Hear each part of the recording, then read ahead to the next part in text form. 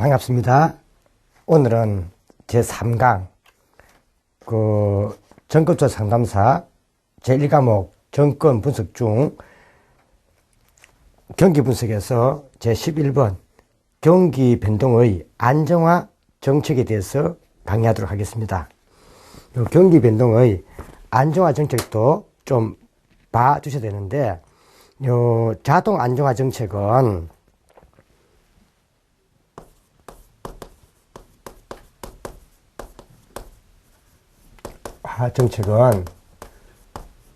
정부의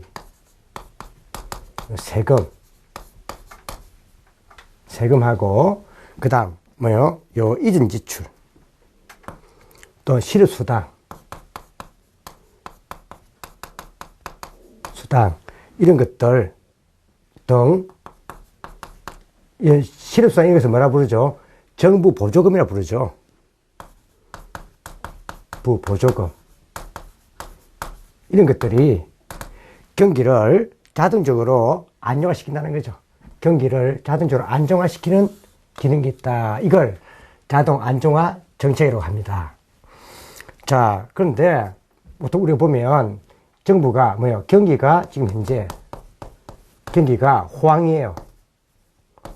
예를 들면 경기가 호황이면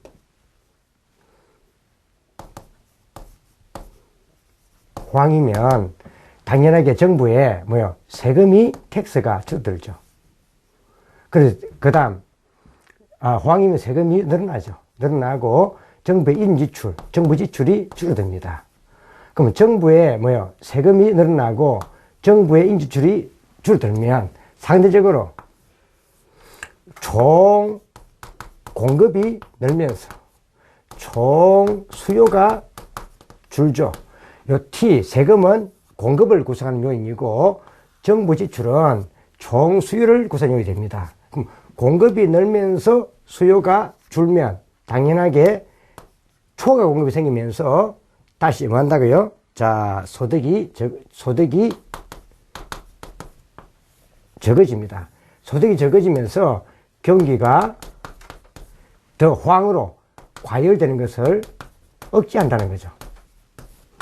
역으로 경기가 불황이 되면 오히려 세금이 줄고 그 다음 정부 지출이 늘어나겠죠. 실업수당 이런 게 늘어나겠죠. 늘어나면서 거꾸로 총 공급이 줄면서 총 수요가 늘어나죠. 늘어나니까 오히려 사람들의 소득이 거꾸로 또 증가하죠. 그래서 오히려 경기가 더 불안이 되는 것을 막아줍니다. 이 말은 경기 회복을 부양한다는 거죠. 경기 오히려 회복으로 부양을 시킵니다. 이런 식으로 한다고요. 이러한 정부의 세금이나 또는 실업수당 이런 정부 보조금이 경기를 반대로 가게 해서 자동적으로 안정시킨다는 것을 자동 안정화 정책이라고称합니다. 그럼 경기 안정화 정책 이런 것들은 당연하게 이미 국회에서 통과한 이러한 세금과 정부 보조금에 의해서 이루어지기 때문에 이것은 내부 시차가 이거는 0이 됩니다. 이때 우리가 뒤에 가면 내부 시차하고 외부 시차가 있는데, 내부 시차는 말 그대로 우리가 정책을 하죠. 그러면 정책을 하면은 정책이 입안되는데 소요된 기간이 걸립니다. 자, 정책을 하고 이때 정책 수립 기간, 정책 입안 기간, 이걸 내부 시차라고 부르죠. 그럼 내부 시차 이 정책이 입안되고 나면 다음에 뒤에 뭐가 되죠? 이게 이제 효과가 발생합니다. 효과가 발생하는데 이 효과가 발생하는 기간을 보통 우리가 외부 시차라고 부릅니다. 외부 시차라고 부릅니다. 근데 이러한 것들은 이미 국회에서 통과된 것을 가지고 이루어지기 때문에 내부 시차가 기간이 없다는 거죠. 그래서 이런 내부 시차가 자동 안정화 장치는 내부 시차가 0이 됩니다. 그런데 뒤에 가면 우리가 이 정책은 크게 재정정책하고 통화정책으로 구분할 수 있는데, 정책은 재정 정책하고 그 다음 통화 정책으로 구분이 되는데 주로 이 자체를 우리가 결정을 하려면 재정정책은 주로 우리가 국회에 우리가 통과를 받아야 됩니다. 국회 동의가 필요하고 그래서 통화정책은 주로 우리가 중앙은행에서 결정하죠. 중앙은행에서 결정합니다. 그러다 보니까 내부 시차를 보면 정정책은 국회에 통과하는데 시간이 상당히 많이 걸립니다. 각 주무관청들에 한다고요? 의견 등을 거치고 하면 시간이 많이 걸리죠. 그래서 이는 내부 시차가 상대적으로 이는요 길다는 겁니다. 근데 통화정책은 중앙은행에서 바로 결정하기 때문에 내부 시차가 짧다는 거죠. 짧다 이 말이고요. 그 다음에 외부 시차를 보면 이는 재정책은 바로 국회가 통과되고 나면 내부 시차는 길지만은 바로 즉각적으로 반응하기 때문에 외부 시차는 짧다는 거고, 요거는 통화정책은 여러 경로를 통해서 파급이 됩니다. 통화를 공급을 하면 이게 금리를 변화시키고 금리 변화가 물가를 변화시켜가지고 다시 그 물가 변동에 의해가지고 민간들이 반응을 한다는 거죠. 그래서 이는 상대로 통화정책은 외부 시차가 길다는 거죠. 그래서 시험 치다 보면 좀 중요한 것은 특히 요 부분 좀 봐두셔야 됩니다. 별건 아니지만은 정정책은 내부 시차가 짧고 그 다음 외부 시차가 길다 이렇게 이걸 바꾼다는 거죠. 바꾸면 틀리겠죠. 요 문제에 대해서 좀 봐두시면 되겠습니다. 자, 그 다음 봐보죠. 자, 11번 1항 자동 안정화 장치란 조세 수입, 실업수당 등 정부 보조금 지출이 경기를 자동적으로 안정화시키는 역할을 한다는 것을 말한다. 정확한 요 개념이죠. 다음 조세 수입에서 정부의 이전 지출을 공제한 순조세는 경기 순응직이며 그 나중에 효과는 즉각적이라는 거죠. 다음 자동 안정화 장치의 내부 시차는 이것은 주로 뒤에 가면 우리가 원천지수적으로 바로 이루어지기 때문에 이는 바로 내부 시차는 없다는 거죠. 왜? 이는 이미 국회에서 통과된 것을 가지고 이는 이루어지기 때문에 이는 내부 시차가 없다는 거예요. 그래서 내부 시차는 0으로 볼 수 있다 이 말이죠. 그 다음 3항 재정정책은 내부 시차가 짧고, 자 이게 나와 있네요. 자 재정정책은 내부 시차가 길고 외부 시차가 짧다 이래야 되겠죠. 근데 통화정책은 내부 시차가 짧고 외부 시차가 길다 이래야 되겠죠. 그래서 이는 바뀌었네요. 그래서 정답은 3항이 되겠네요. 이런 식으로 이걸 시험을 지금 바꾼다는 거예요. 그래서 이 답에 나와 있는 내용들은 시험에 잘 나오는 것들을 골격을 해두기 때문에 좀 잘 정리해 주셔야 됩니다. 답은 3항이 바뀌었죠. 틀렸습니다.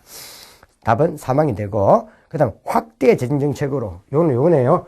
확대 재정정책으로 자 경기가 호황이 돼버리면 조세 수입이 증가하고 그 다음 실업수당 등이 실업지출이 감소하여 경기 과열을 억제하는 기능을 한다. 이거는 불안하게 된 내용 때문에 하자가 없죠. 경기가 불안이 되면 또 뭐가 되겠어요? 자, 세금이 줄어들고 정부의 재정지출이 증가되면서 경기 회복을 부양한다. 이렇게 바뀌면 되겠죠. 그래서 이거는 사항은 하지 않습니다. 그래서 11번도 시험에 잘 나온 내용이기 때문에 한번 밑에 우리가 해설을 통해서 한번 정리해 두시기 바랍니다. 해설이 상당히 잘 되어 있죠. 다음 통화정책의 파급 경로에 관한 설명으로 틀린 것 해놨습니다. 자, 한번 참고로 밑에 한번 봐두시죠. 그 해설부터 먼저 한번 봐보죠. 통화정책의 파급 경로는 크게 우리가 보통 보면 4가지로 나눕니다. 근데 이 중에서 여러분들은 특히 3가지, 금리 경로, 그 다음 자산 가격 경로, 환율 경로, 요 3가지는 좀 잘 봐두셔야 되겠죠. 요 3가지 좀 잘 봐주셔야 되는데 이것도 시험에 잘 나온 내용이 되겠습니다. 우리가 보통 이 금리 경로 나와 있는데, 금리 경로 12번에 금리 경로는 주로 통화량이겠죠. 통화량. 그 주로 이거는 통화주의가 중시하고 있는 거예요. 통화주의가 중시하고 있는 내용인데, 요 금리 경로는 자, 통화량을 증가시킵니다. 통화량을 증가시키면 시중에 통화량이 많이 풀리죠. 시장에 통화량이 많이 풀리면 돈 가치가 떨어지죠. 돈 가치가 뭐예요? 금리죠. 금리. 금리가 하락한다는 거예요. 금리가 하락하면 상대적으로 실물 가치가 올라가죠. 실물 가치가 올라갑니다. 가치가 올라갑니다. 요 실물 가치 올라간다. 이거는 뒤에 가면 실물 경로예요. 밑에 실물 경로고, 자, 요 자체보다 금리가 하락하면서 상대적으로 사람들은 은행에서 뭐 하겠어요? 돈을 빌려와가지고 많이 소비를 하겠죠. 소비를 합니다. 소비도 하고, 일반 민간들은 소비도 하고, 금리가 싸니까, 이제 싸니까. 또 기업들은 뭐예요? 낮은 금리를 빌려가지고 투자를 많이 하겠죠. 투자도 늘릴 겁니다. 투자도 늘립니다. 늘리면은 뭐 한다고요? 경기가 좋아진다는 거죠. 좋아져서 뭐요? 소득이 증가하겠죠. 이게 금리 경로입니다. 그래서 뒤에 가면 요 실물 가치와 연관지어 보는 이거는 실물 경로고, 이건 주로 금리 경로로 보는 겁니다. 그래서 다 이게 연결되어 있어요, 사실은. 연결되어 있습니다. 그 다음에 우리가 자산 가격 경로 있죠. 이게 자산 가격 이겁니다. 자산 가격 경로는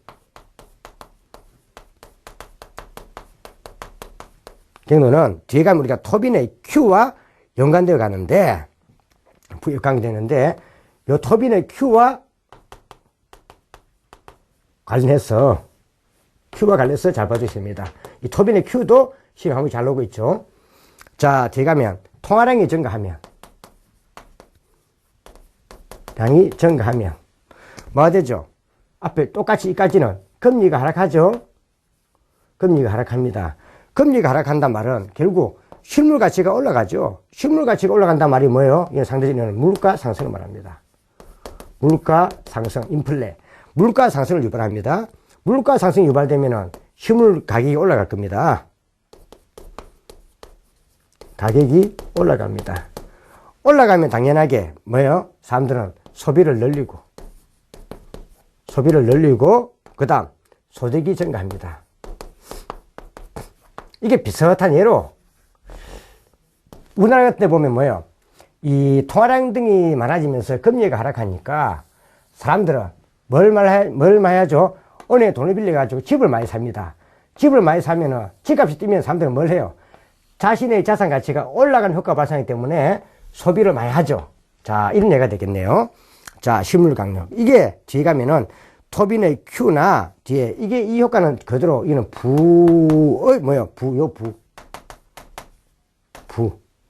이는 부의 효과와 같이 맞물려 가겠죠. 부의 효과. 부의 효과죠. 이때 실물이 뭐예요? 지금 잘하고 있는 부동산이나 뭐 주식 이런 게겠죠. 부동산. 이거죠. 이걸 그대로 부돈 대신에 이걸 그대로 어디다 넣어버리면요. 주식에다 포함시키면 토빈의 Q 이론과 같이 일맥상통합니다. 그럼 토빈의 Q 이론은 뭐겠어요? Q 이론은 자, 여기서 통화량이 증가하면서 금리가 하락하면서 주가가 올라간다는 거죠. 주식 가격이 올라갑니다. 자, 주가가 올라가면 그대로 토빈의 요 Q가 증가한다는 거죠. 증가하면서 기업들은 투자를 늘리고, 늘리니까 국민소득이나 GDP가 는다는 거죠. 이때 요 토빈의 Q 이론의 의미는 뭘 의미하겠어요? 이는 말 그대로 기업의 우리가 요 시장 가치.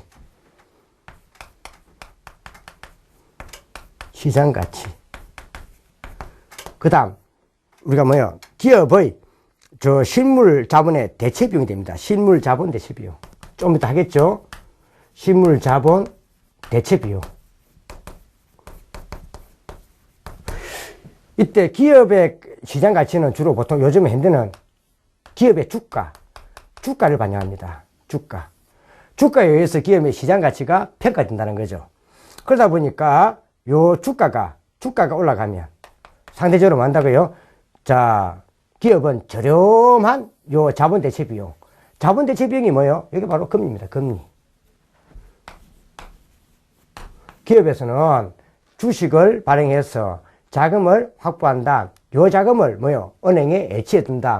그 자본을 기초로 해가지고 은행에서 돈을 빌리죠. 그럼 은행에서는 뭐 한다고요? 기업은 자기는 높은 주가를 받아가지고 은행에 애치한 다음 저렴한 비용으로, 금리로 실물 자본으로 대체할 수 있다는 거죠. 이걸 의미하겠죠. 자, 요 내용을 의미합니다. 그 다음 내려가면 환율 경로가 있습니다. 환율 경로.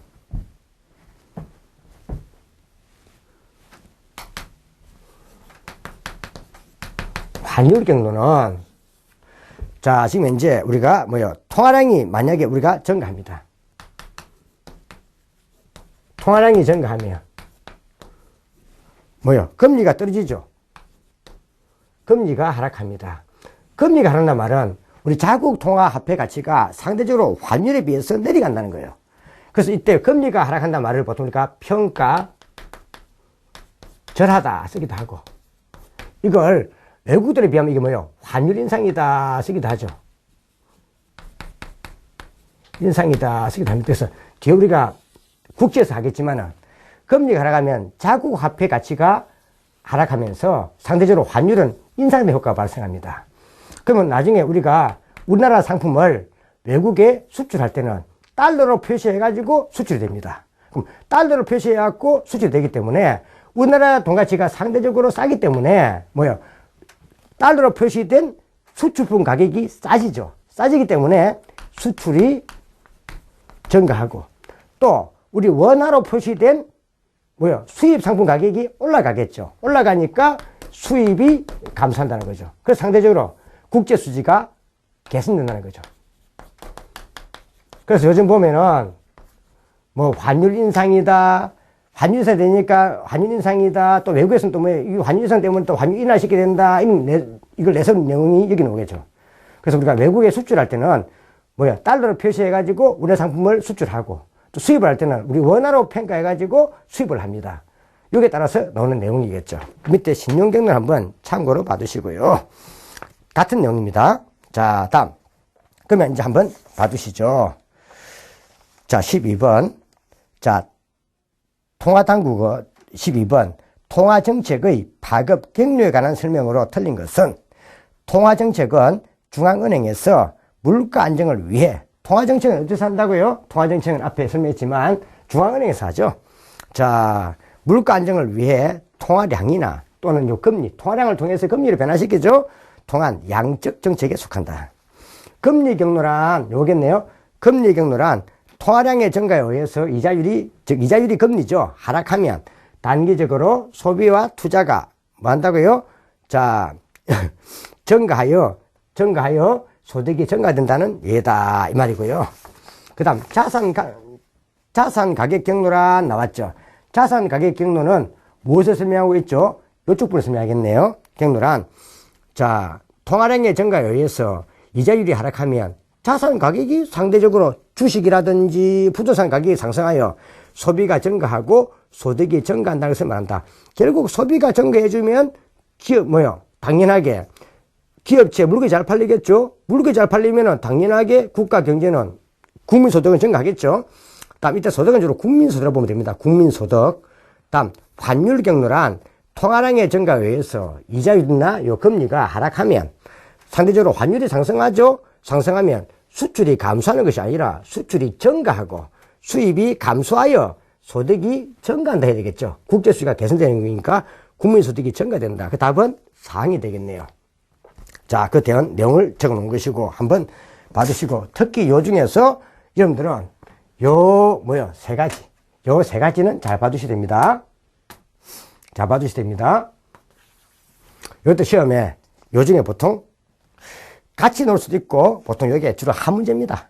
한 문제이기 때문에 여러분들은 요 중에 보통 시험에 많이 나오는 것이 주로 요 부분과 요 부분. 요 부분과 요 부분을 좀 잘 봐주셔야 됩니다. 봐주시면 됩니다. 그래서 이게 저는 앞에 얘기했지만 요 문제들이 주로 중상 문제예요. 상급 문제란 말은 복합적으로 만들기 때문에 여러분 시험에 이렇게 크게 네 가지로 크게 내는 것이 아니라 요 부분 중에서 보통 한 개 정도, 두 개 정도를 섞어내기 때문에 같이 보면 되겠습니다. 자, 그래서 이 문제들을 여러분들이 잘 정리해 주시면 시험 칠 때 어떤 부위 넣으더라도 상당히 편하게 맞출 수 있는 겁니다. 다음 13번. 토빈의 Q 이론 나왔습니다. 앞에 토빈의 Q 이론은 이미 여기서 했죠. 여기서 했습니다. 봐볼까요? 자, 토빈의 Q 이론은 부의 효과와 더불어, 이게 부의 효과죠. 자, 금리가 하락하니까 물가가 상승되면서 실물을 가지고 있는 사람들의 소득이 증가한다는 거죠. 땅값 등이 올라가면 부의 효과로 뭐요? 와 더불어 통화 정책의 파급 경로 중 자산 가격 경로를 설명할 수 있다. 이 말이죠. 자, 그 다음 금리 인하로 주가가 상승하면, 금리 인하로 뭐요? 요 주가, 요게 상승하면, 주가가 상승하면 당연하게 Q가 증가하고, 투자가, 기업은 투자를 증가시켜서 소득을, 이 국민소득이 증가할 수 있다 이 말이죠. 자, Q가 상승한다 하는 이 뜻은 주식 발행을 통해 자금을 조달하는 기업들이 상대적으로 뭐요? 자, 저렴한 비용으로, 은행에서는 싼 금리로 자금을 조달해가지고 기계 등을 사고, 대신 자기들은 뭔다고요? 주가 올라가니까 요 주가 등을 은행에 해치해 놓으면은 상대 자본을 늘면서 상대로 부채가 적어지죠. 따라서 뭐요? 비싼 비용이 아니라 저렴한 비용으로 투자할 수 있음을 의미한다. 이래야 되죠. 그 답은 3번이 되겠네요. 자, 토빈의 Q란 주식시장에서 평가 전 기업의 시장 가치를 기업의 실물자본 대체 비용으로 나눈 비율이다 해놨죠. 그래서 기업의 뭘요? 이 시장 가치를 기업의 실물자본 대체 비율로 나눈 값이다 이 말입니다. 자, 한번 봐주시고 밑에 해설되어 있으니까 한번 봐두시고, 요 토빈의 Q 이론은 여기서 끝나는 것이 아니라 뒤에 우리가 뭐요? 그 기업의 주가를 설명할 때도 관계된 내용이기 때문에 제가 요 부분을 같이 한번 모아둔 겁니다. 그래서 토빈의 Q 이론은 여기서만 끝나는 것이 아니기 때문에 한번 정리해 두셔야 됩니다. 자, 이거 한번 봐두시고, 그 다음 이제 14번. 경기 확산 지수가 있고, 뭐요? 경기 종합 지수가 보입니다. 이 경기 확산 지수가 있고, 경기 종합 지수가 있는데, 경기 이 확산 지수를 같은 말로 경기 동향 지수다 쓰게 돼요. 동향 지수 하겠는데, 참고로 경기 확산 지수, 경기 동향 지수, 이걸 보통 우리가 줄여서 그냥 보통 DI다 많이 써요. DI. 그 다음 또, 근데 이 경기 확산 지수나 경기 동향 지수는 주로 보통 보면 이는요, 제일 작은 값이 보통 이는 0이에요. 0.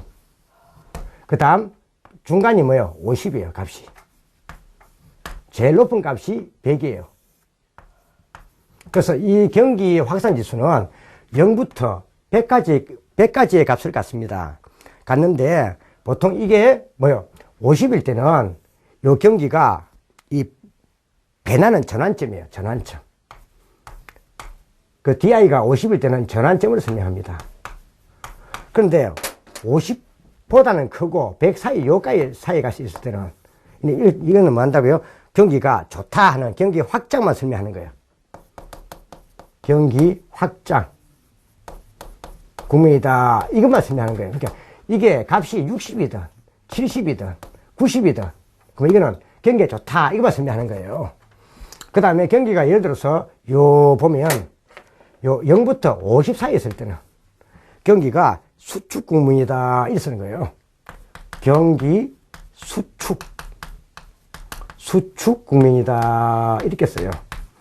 예를 들면 이것이 뭐 20이든 뭐요 30이든 40이든 그러면 이거는 다 그냥 경기 수축 국면이에요. 그래서 혹시 시험에 보면 경기가 뭐요? 자, 요 DI가 60이고 이게 30이다 이 뜻은 경기가 30보다 60이 2배 좋다 이 뜻은 아닙니다. 그냥 이 때문에 그냥 이 사이 값이 있으면 경기가 확장 국면이다 이렇게 보는 거고, 경기가 40, 20, 30 요 사이에 있을 때는 경기가 수축 국면이다 이것만 설명하는 거예요. 그래서 경기가 어디 속하는가 이것만 설명하는 거예요. 설명합니다. 따라서 이런 값들은 뭘 설명할 수 있다고요? 경기의 변화 방향만 파악할 수 있는 거예요. 경기의 변화 방향만 파악할 수 있어요.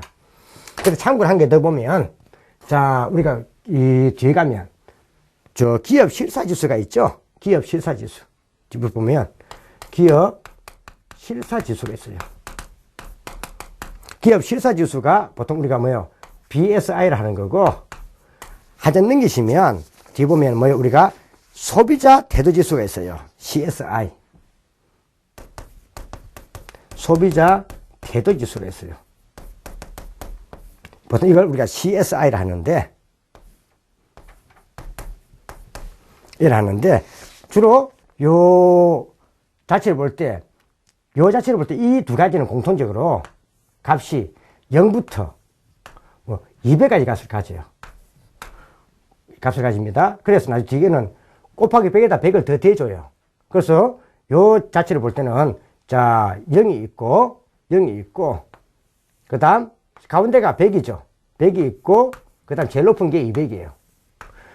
자, 이것도 마찬가지입니다. 요때, 요 100이 뭐요? 전환점이에요.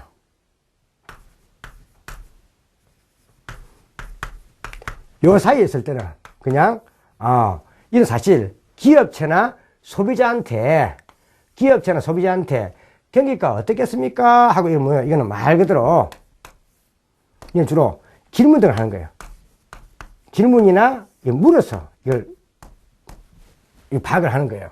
그래가지고 앞으로 경기가 좋아지겠습니다 하는 사람들의 의견과 경기가 앞으로 좀 나빠지겠네요 하는 사람들의 의견을 모아가지고 요 지수를 뽑아내는 거예요. 그래서 이 값을 풀었을 때 경기가 좋아지겠습니다 하는 사람은 이쪽에 들어가는 거고, 경기가 나쁘겠습니다 하는 사람은 이쪽에 들어가는 거예요. 그래서 경기가 좋다, 나쁘다는 사람들의 류를 뽑아가지고 이걸 가중평균을 뽑아내는 거죠. 뽑았을 때, 요 값이 100부터 200 사이에 있으면은 경기가 좀 확장 국면이다, 이렇게 보는 거예요. 요 밑으로 가면은, 경기가 나쁠 것이다 하고 예측할 사람이 더 많다는 거예요. 여기 들어갈 때는 경기가 수축해 보는 거예요. 그래서 요 값은, 이 두 가지는 0부터 200 사이 값을 갖는 거예요. 근데 요 두 가지 다 이런 식으로 경기가 앞으로 확장이냐, 수축이냐, 이것만 파악하는 것이 DI와 기업 실사지수와 소비자 태도지수예요. 그래서 요 두 가지만큼은 뭘 설명 못한다고요? 경기 수준의 진폭이나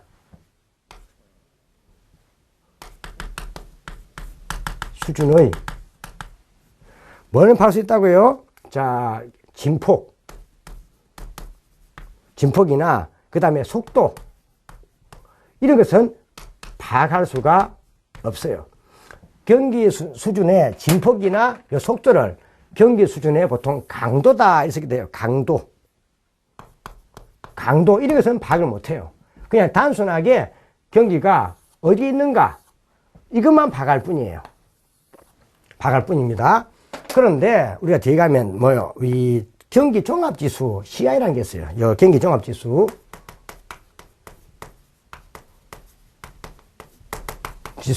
CI라는 게 있는데, 요거는 말 그대로 선행지수. 물론 DI도 선행지수, 동행지수, 후행지수, 이런 것은 구분합니다. 구분하는데, 요것도 선행지수, 그 다음 후행지수, 동행지수, 후행지수, 요거로 구분합니다. 해가지고 여기에 플러스 값이면은 경기가 좋아지구나 이렇게 보는 거고, 마이너스 값이면은 경기가 나빠지구나 이렇게 보는 거예요. 그래서 이거는 경기가 어디에 속하는 것도 알 수 있지만, 경기 종합지수는 요 경기 수준의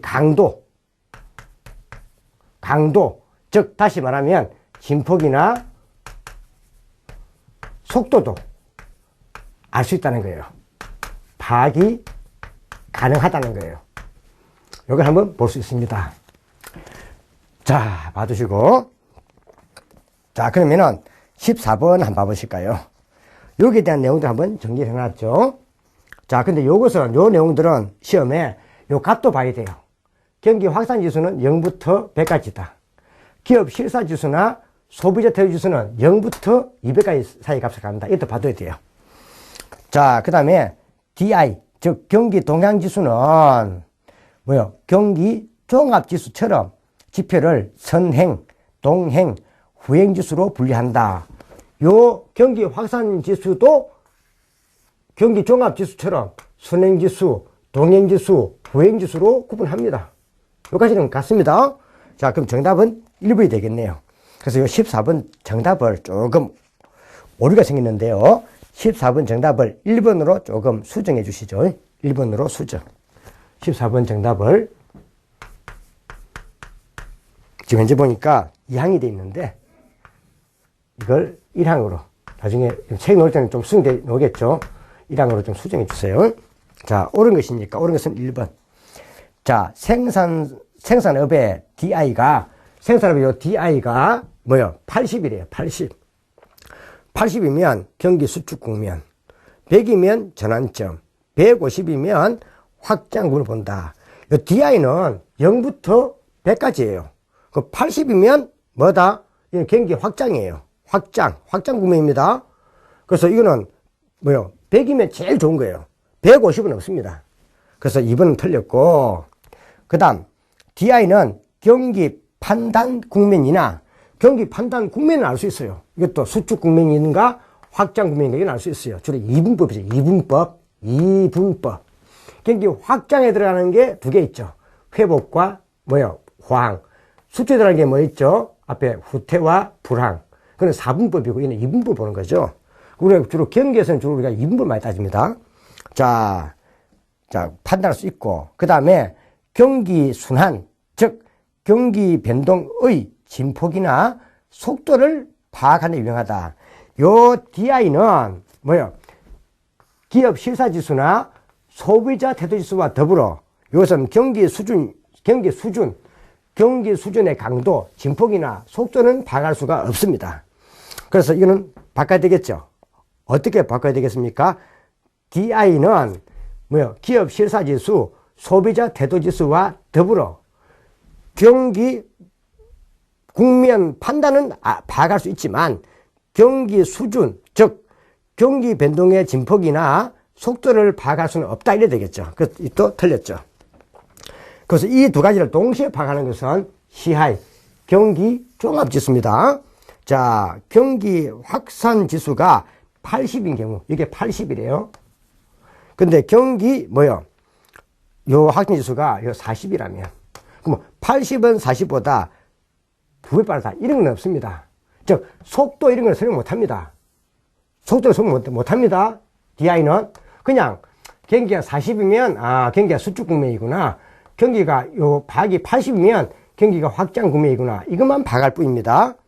그래서 답은 1번이 되겠습니다. 이는 2배 빠르다. 이는 속도는 설명 못 합니다. 자, 되겠죠? 자, 그래서 한번 14번도 했는데 제가 요약은 이렇게 해뒀지만 같이 한번 봐주시기 바랍니다. 얼마 안 되니까 같이 봐두시고 그 밑에 나와 있는 그 밑에 그 내용과 한번 예단 봐놓으시기 바랍니다. 별표처럼 특히 경기 확산지수 DI와 그 다음에 경기 종합지수 CI, 기업 실사지수 BSI, 그 소비자 대지수는 BSI와 유사합니다. 하기 때문에 같이 묶어보면 됩니다. 자, 이거 대한 예의 한번 봐주시라는 겁니다. 그 별표 한번 쳐놓으시고, 별표. 경기 확산지수와 밑에 박스, 경기 종합지수, 기업 실사지수의 비교. 여기에 별표를 쳐놓으시고 보시라 이 말입니다. 15번. 경기 종합지수에 관한 설명으로 틀린 것은 해놨습니다. CI는 각 수준의 전월 대비 변화율을 통계적으로 종합 가공하여 산출하는데 CI의 전월 대비 증가율이 플러스인 경우에는 플러스면 뭐라고요? 플러스면 경기가 좋다. 전월보다 이번 달 월이 더 플러스 때 플러스면 좋다 보는 거죠. 그 다음에 CI의 작성 목적은 현재까지의 경기 상태를 분석하고 경기 변동을 장기적으로 앞에 얘기했지만 주로 이 지수에 관계된 것들은 대부분 다 앞에 설명했던 주로 3 내지 4년, 2 내지 6년이에요. 이건 주로 단기입니다, 단기. 장기 예측이 아닙니다. 장기 예측은 추세 변동 이런 거예요. 그래서 이거는 전부 다 앞에 제가 키친 순환에 관계되어 있습니다. 그래서 단기적으로 예측하여 해야 돼요. 이것은 다 우리가 앞에 제가 설명했던 추세 변동 이런 것만 장기고 나머지는 다 주로 순환 변동이기 때문에 장기가 아니라 단기적으로 예측하여 해야 됩니다. 그 답은 2번이 틀렸네요. CI는 경기 변동의 방향도 알아볼 수 있고 방향도 알아볼 수 있고 그 다음 경기 수준의 강도 이런 것도 알아볼 수 있다 이 말이죠. 자, 그럼 사망은 하자 없고 선행종합지수에는 구인 구직 비율, 소비자 기대지수, 그 다음 건설 수주액, 종합 주가지수 등이 있다 해놨습니다. 한 장 넘겨보시죠. 예서해 두는데 여러분 시험에는 이 지수가 이렇게 있다만 나오지 주로 보통 이 지수에 대해서 잘 묻지는 않습니다. 이게 지금 현재 그 밑에 박스에 경기 종합 지수의 구성에 2012년 이게 2월 달에 이게 변경된 건데요. 그러니까 선행 종합 지수로 9개, 동행 종합 지수로 7개, 후행 종합 지수로 5개 나와 있어요. 그래서 이거는 선행은 미래를 예측하는 거고 동행 종합 지수는 현재에 확인되는 거고 후행 종합 지수는 나중에 과거로 한번 돌아보는 거예요. 그래서 공부할 때 이렇게 보세요. 자, 선행 다 보지 마시고요. 혹시 시험에 그게 나온 적은 아니지만은 한번 보시면 동행 그 다음 후행이 있어요. 여기까지는 봐두시라 말입니다. 혹시 시험 나오면 구분이 애매한 게 많기 때문에 잘 내지는 않지만 선행은 우리가 뭐예요? 자, 내가 미래를 생각하면서 주로 구인 직장을 구하죠. 구직을 합니다. 구직을 하죠. 그 다음에 또 뭐 한다고요? 아, 미래 어떨 것이다 하고 기대도 하면서 내가 내 기대에 맞는 것에 뭐예요? 구인 구직을 합니다. 그런 다음 또 기업체도 뭐 한다고요? 미래를 보면서 주문을 받습니다. 수주. 주문을 받죠. 주문 받는 게 수주. 자, 이게 되고 나면 이제 다음에 뭐 한다고요? 이제 사람들은 물건을 생산하기도 하고, 이에 따라서 이걸 생산하기도 하고, 또 물건을 판매하기도 합니다. 근데 나중에 이제 후에 생산되고, 판매되고, 나머지가 뭐예요? 자, 나머지가 우리가 사람들은요, 이게 소비가 되고, 남는 것은 재고가 됩니다. 그래서 이걸 봐놓죠. 아, 물건 등을 만들기 위해서는 미리 뭐예요? 사람들을 갖다가 구해가지고, 미래 생각하면서 구하고, 주문도 받고, 우리는 주로 기대가게 된 게 뭐다? 기대가게 된 게 선행이다. 그런 다음, 현재 뭐 한다고요? 아파트를 짓고, 물건을 생산하고, 판매를 합니다.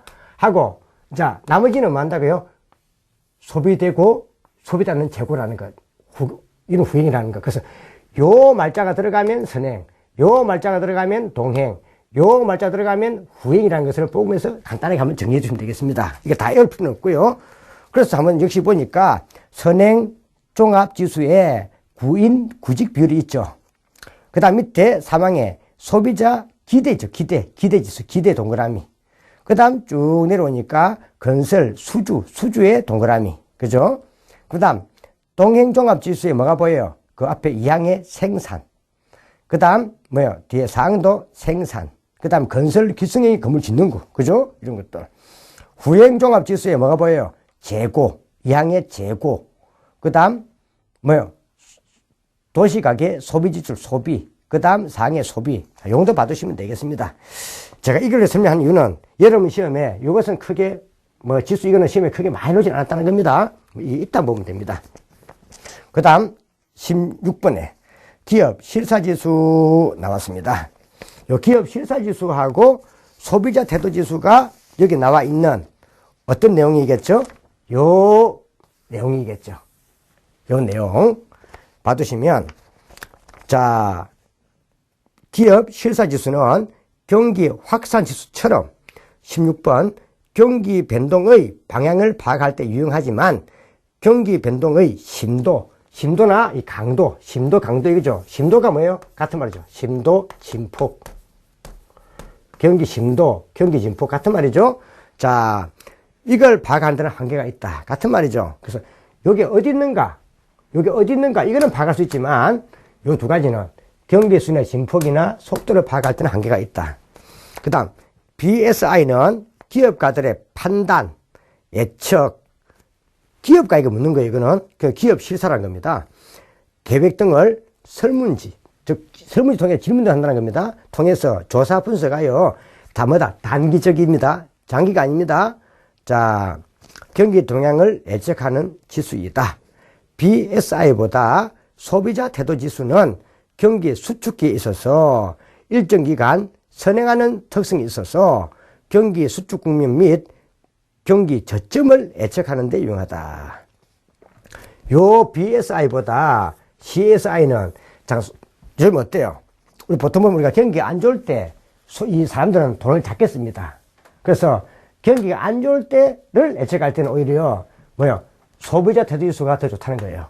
이는 경기 호황일 때가 아니고 경기가 수축 국면이나 경기 저점을 예측할 때는 주로 BSI보다 소비자 태도 지수가 더 유용하다는 거예요.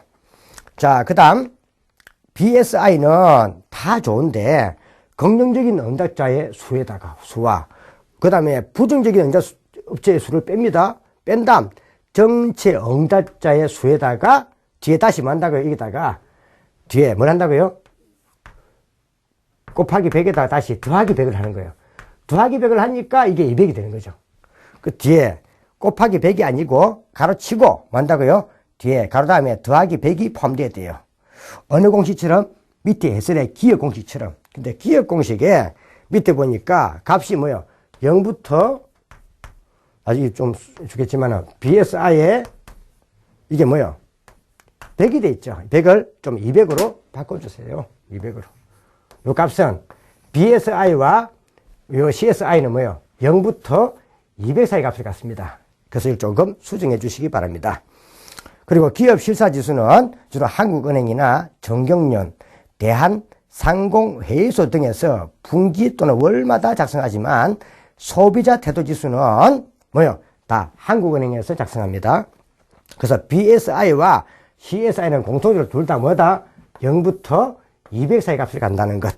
그 밑에 있죠? 그는 설문조사를 통해서 구하는 겁니다. 그 다음에 17번 그대로 했으니까 한번 보죠. 소비자 태도지수 CSI에 관한 설명 중 옳은 것은 자 소비자의 생활 형편, 가계 수입, 그 다음 소비지출 계획 등을 설문정을 통해 가지고 이는 어디서 한다? 한국은행에서 구한다. 답은 1번이 되겠네요. CSI는 경기 확장 시에 기업 실사지수보다 선행하는 특성을 가지므로 경기 확장 국면 및 경기 정점 이게 아니죠. 자, 앞에 제가 소비자 태도지수는 불황 때 유용해요. 그래서 기업 실사지수보다 선행하는 건 맞습니다. 언제 선행한다? 경기 확장이 아니라 경기 수축 국면에서. 수축 국면에서. 그래서 경기 정점이 아니라 정점은 좋은 거죠. 저점에서. 보통 소비자들이 어때요? 경기가 안 좋아지니까 죽겠다 말 쓰죠. 그래서 보통 경기 안 좋을 때를 설명할 때는 요 CSI가 유용하다는 거예요. 그래서 경기 수축이나 저점입니다. 답은 2번도 틀렸죠. 다음 소비자 태도지수는 무엇처럼 앞에 설명했던 뭐요? BSI 경기 실사지수처럼 0부터 200 사이 값을 갖습니다. 틀렸고 소비자 태도지수 값이 50을 초과하면 경기를 긍정적으로 보는 소비자 지수가 부정적으로 보는 소비자 지수보다 더 적죠. 왜 적습니까? 요거는 50이면 요 사이에 들어갑니다. 그래서 이거는 50이란 말은 100 미만이기 때문에 100을 초과하지 않기 때문에 경기를 긍정적으로 보는 소비자의 수보다 경기를 부정적으로 보는 소비자 수가 더 많다는 거예요. 그 정답 이것도 틀렸죠. 그 정답은 1번이 되겠네요. 그래서 앞에 요 기업 실사지수와 소비자 태도지수는 똑같이 뭐 경기를 어떻게 보느냐 설문지를 통해 가지고 조사를 한다. 경기를 좋게 보는 사람과 경기를 나쁘게 보는 사람을 구분한다. 경기를 좋게 보는 사람 수에서 경기를 나쁘게 보는 사람의 수를 뺀다. 그걸 전체 응답자 수로 나눈다. 거기다 곱하기 100을 하고 다시 더하기 100을 하는 거예요. 그래서 이것은 한번 봐두실 필요가 있다. 그래서 오늘 한 내용에서 여러분들은 특히 요 CSI 소비자 태도지수는 좀 참고로 보시더라도 왜? 논리가 똑같으니까. 여러분들 볼 때는 뭐요? 기업 실사지수하고, 그 다음에 경기 확산지수는 경기 수준이 어디 있는가를 설명할 수 있지만은 경기 수준의 진폭이나 강도, 심도, 이런 건 설명할 수 없다는 것.